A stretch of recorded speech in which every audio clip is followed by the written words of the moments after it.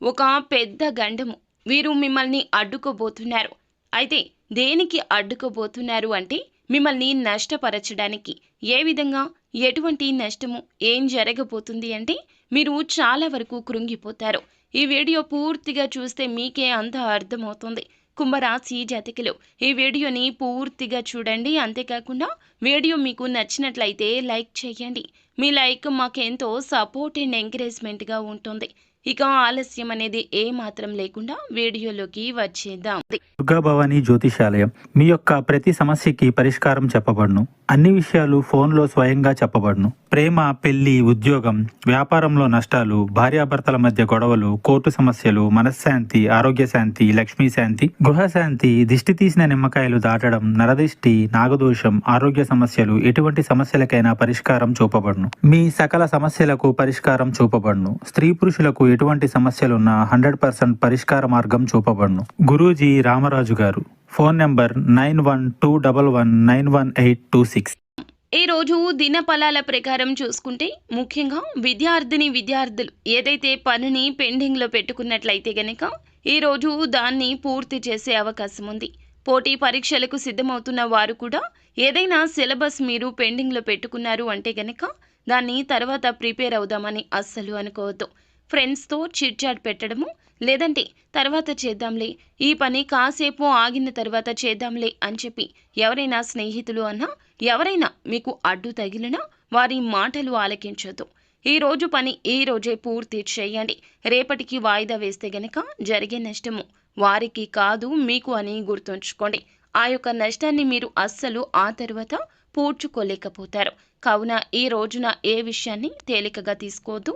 ముఖ్యంగా ఎవరైనా ఏదైనా చెబితే గనక ఆ విషయం గురించి మీరు వారి నిర్ణయాన్ని పరిగణలోకి తీసుకోవద్దు. విద్యార్థులే కాదండి, ఉద్యోగస్తులైనా, ఏ ఇతర రంగాల్లో ఉన్నా, వ్యాపారంలో ఉన్నా కూడా ఈ రోజున మీ పని ఇంకొకరికి అప్పచెప్పొద్దు. నేను చేస్తాంలే అంటారు, కానీ వారి పని వారికి ముందుగా ముఖ్యము అనే విషయాన్ని మీరే గ్రహించాలి. ఈ తెలివి మీకు ఉంటుంది, కానీ ఈ రోజున ఇతరుల మాయమాటల్లో పడిపోతారు. వారి యొక్క మాయమాటలు ఎలా ఉంటాయంటే వారితో ఉంటే మీరు చాలా వరకు ప్రశాంతంగా ఉంటారు. వారి మాటలు మీకు చాలా వరకు కూడాను మంచి బోధనలాగా అనిపిస్తుంది, కానీ వారి అవకాశాల కోసం మీ అవకాశాలు తొక్కేయచ్చు.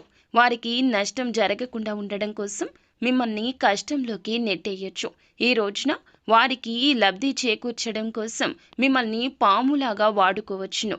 కాబట్టి జాగ్రత్తగా ఉండండి. ఎవరి జీవితంలోనో మీరు హీరో కావాల్సిన అవసరం లేదు. అధిక మంచితనానికి పోవద్దు. మీ జీవితంలో మీరే హీరో. మీతో పాటుగా మీ యొక్క కుటుంబ సభ్యులు కూడా ఉన్నారంటూ 1కి 2 సార్లు గుర్తు చేసుకోండి.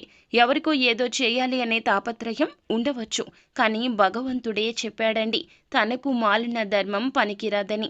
ఈ రోజున మీ పనులు ఆపుకోవడం, ఎదుటి వారి కోసం కష్టపడడం, మీ సమస్య గురించి ఆలోచించకుండా వారి సమస్య గురించి ఎక్కువ ఆలోచించడం, వారికి ఏం చెయ్యాలా అంటూ మీ వద్ద ధనం లేకపోయినా ఇతరుల వద్ద ధనం తీసుకొచ్చి వారికి అరువుగా ఇవ్వడం, లేదంటే గనక షూరిటీ సంతకాలు, హామీలు, ఇలా ఏ ఇతర పనులు అయినా ఇతరుల కోసం చేయొద్దు.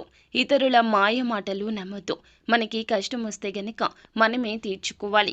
ఈ రాశి జాతకులకు ఇలా ఎందుకు చెప్పడం జరుగుతుందంటే సహాయకారులు వీరు ఎక్కువగా ఇతరుల యొక్క కష్టం గురించి ఆలోచించి చెల్లించే తత్వం ఉన్న మంచి మనుషులు. కానీ మంచి మనసు, మంచి ఆలోచన కూడా ఒక్కోసారి అధిక కష్టాలు తెస్తుంది. ఈ రోజున వీరు మిమ్మల్ని అధిక మాయలోకి నెట్టేస్తారు. అయితే ఈ రాశి వ్యక్తులు చాలా రోజులుగా మానసిక సమస్యతో బాధపడుతుంటే పరిష్కారం కూడా లభించబోతుంది. మీ కోరిక కూడా నెరవేరే అవకాశం కనిపిస్తుంది. సమస్య నుండి బయటపడాలంటూ చాలా ప్రత్యేక ప్రయత్నాలు చేస్తున్నారు, కానీ బయటపడే అవకాశం ఇప్పటి వరకు రాలేదు.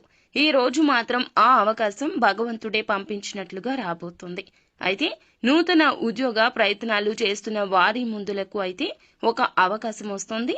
100% మీకు సాటిస్ఫాక్షన్ ఉండకపోవచ్చు, కానీ ఒక్కసారి ప్రయత్నించండి. సాటిస్ఫాక్షన్ అనేది ఖచ్చితంగా వస్తుంది. ఎందుకంటే ఈ రోజు తప్పు రేపటి రోజు ఒప్పు అవుతుంది. ఈ రోజు ఒప్పు రేపటి రోజు తప్పు అవుతుంది.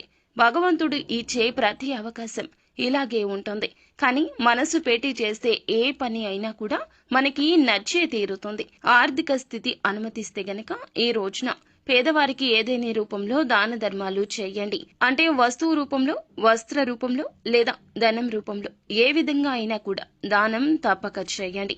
దగ్గరలో ఉన్న గోశాలకు వెళ్లి గోమాతకు ఏదైనా ఆహార పదార్థాలు తినిపించండి. గోమాతను నమస్కరించుకుని పూజించుకుని ఈ విధంగా ఆహారం పెట్టడం వల్ల శత్రు పీడలు తొలగిపోతాయి. పరమశివుని అనుగ్రహం మాత్రమే కాకుండా సకల దేవతల నిలయమైన గోమాత అనుగ్రహం లభించిందంటే సకల దేవతల అనుగ్రహాన్ని పొందుకున్నట్లే. ఖచ్చితంగా ఈ రోజు